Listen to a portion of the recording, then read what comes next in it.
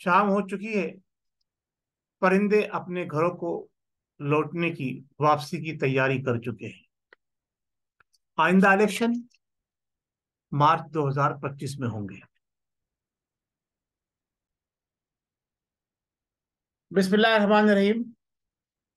वरफाना लक़द सदक़ल्लाहुल अज़ीम। नाज़रीन, मैं आपका मेज़बान नेमत शफ़ीक़ कुरैशी आपके अपने पसंदीदा प्रोग्राम जिसका उन्वान है आपके सामने लेके हाजिर हूँ। नाज़रीन, आज हम बात करेंगे आइंदा आने वाले इलेक्शन की और परिंदों की वापसी की, जो अपने घरों की तरफ परवान भर चुके हैं।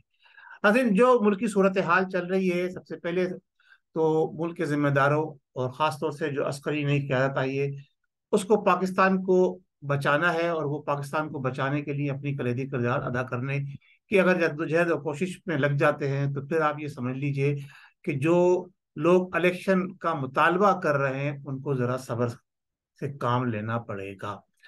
जो IMF की तलवार पाकिस्तान पर लटक रही है, और हमारा स्टेट बैंक अब पाकिस्तान जो IMF के कंट्रोल में दे दिया गया है साबका हुकूमत के कारनामे की वजह से, उन तमाम बातों की वजह से बहुत सारे मसले मसाइल पाकिस्तान की मीशत को दो चार हैं। और उस मीशत को बचाने के लिए, पाकिस्तान को बैंक डिफॉल्ट होने से बचाने के लिए हुकूमत क्या लाएअमल अख्तियार कर रही है, क्या तरीक़ाकार अख्तियार कर रही है, इन तमाम चीज़ों की तरफ हम सोचें तो मुझे लगता है कि इलेक्शन जो है माजी करीब में क्या, माजी बईद में भी होते नजर नहीं आ रहे। मैंने आपको डेट दे दी है कि आइंदा इलेक्शन जो है 2025 में होंगे पाकिस्तान में। उससे पहले पहले पाकिस्तान की मीशत को जो है वो इस्तेकाम बख्शना होगा, और उसके लिए हुकूमतों और इदारों और अवाम ने मिलकर जद्दोजहद करनी होगी। और उस जद्दोजहद के अंदर जो तरीक़ाकार अगर अख्तियार किया जाता है, तो इकोनॉमिकली अपने आप को सेव करके चलने का, तो फिर हम इस काबिल होंगे कि 23-24 बिलियन जो है, जो 2300-2400 बिलियन जो पाकिस्तान को लौटाने हैं फौरी तौर पर, वो जो है डॉलरों के अंदर, वो उसका इंतजाम आइंदा 2 साल के अंदर होना है। और जब तक ये रकम वापस नहीं की जाती, तो IMF भी इस बात की इजाजत नहीं देगा, वर्ल्ड बैंक और जिन जिन लोगों से हमने कर्जे लिए हुए, वो ये इजाजत नहीं देंगे कि पाकिस्तान के अंदर जो है वो री इलेक्शन किए जाएं। अगर पाकिस्तान में दोबारा इलेक्शन किए जाते हैं, तो आप ये समझिए कि करोड़ों रुपए का खर्चा जो है पाकिस्तान में नहीं, एक समझिए अरबों रुपयों का खर्चा जो है वो इलेक्शन के अंदर होता है। तो जब अरबों रुपए का खर्चा पाकिस्तान इलेक्शन में करेगा, उसके बाद क्या सूरत हाल बनेगी, तो जो आने वाली हुकूमत होगी उसको जो है वो क्या नाम है, बहुत सारी मामला से फेस करने पड़ेंगे। और इससे पहले जो इलेक्ट्रॉनिक जो मर्दमशुमारी हो रही है, अगर हम उस पर जाते हैं, तो वो मार्च और शुरू भी कर दी जाए फिलफोर, तो वो जून तक कंप्लीट नहीं होगी। और अगर जून तक कंप्लीट भी हो जाती है, तो उसके बाद इलेक्शन कमीशन नई हल्का बंदियां करने में जो टाइम लेगा, उस टाइम में भी 3-4 महीने लग सकते हैं। और उसके बाद हमारे पास फंड अगर मौजूद होते हैं, तो हम इलेक्शन करा सकते हैं ना। और जब फंड ही मौजूद नहीं है, तो इलेक्शन कहाँ से होंगे।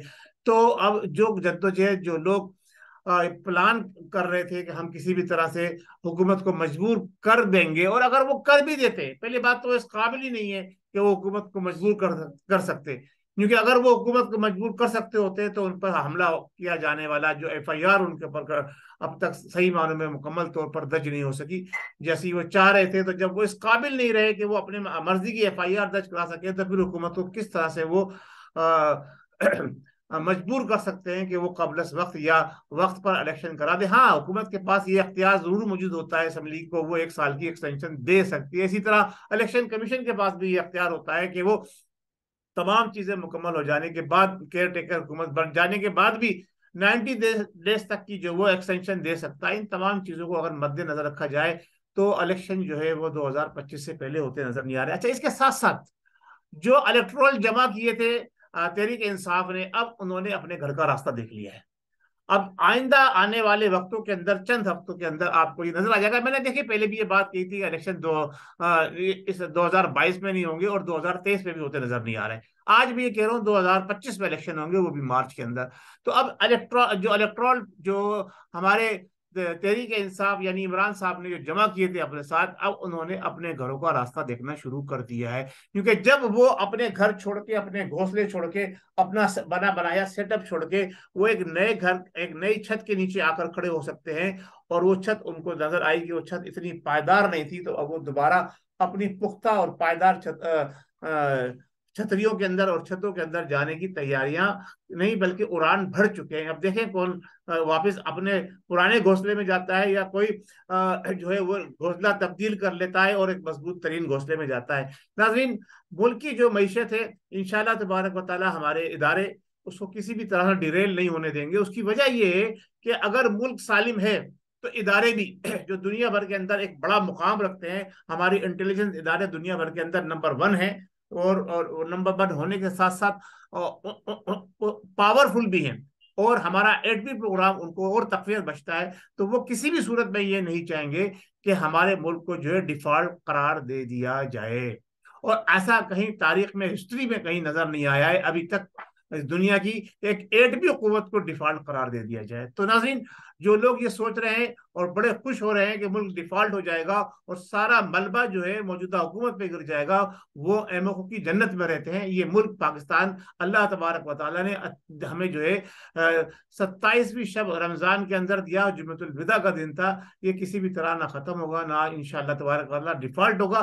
पाकिस्तान की मईशत इंशाअल्लाह तबारक व तआला इस्तेकाम हासिल करेगी, लेकिन आपको थोड़ा सा इंतजार करना पड़ेगा। नए बजट के बाद फिर पाकिस्तान के अंदर तरक्की और खुशहाली की मनाजिल तय होंगी, और इंशाल्लाह 2025 के अंदर जब मार्च में इलेक्शन होंगे तो एक बेहतरीन और मजबूत और मुनफरिद हुकूमत जो है वो पार्टी आपके सामने आएगी, और इंशाल्लाह तबारक तआला पाकिस्तान का मुस्तकबिल, जो माजी है उसको लोग भूल जाएंगे, और मुस्तकबिल के सवाने ख्वाब जो हमारे कायद आजम रहमतुल्लाह अलैह ने पाकिस्तान के हवाले से देखे थे, नजरिया पाकिस्तान को तकवीत देने वाली क़यादत इंशाअल्लाह तबारक तआला आइंदा पाकिस्तान के अंदर परवान चढ़ेगी।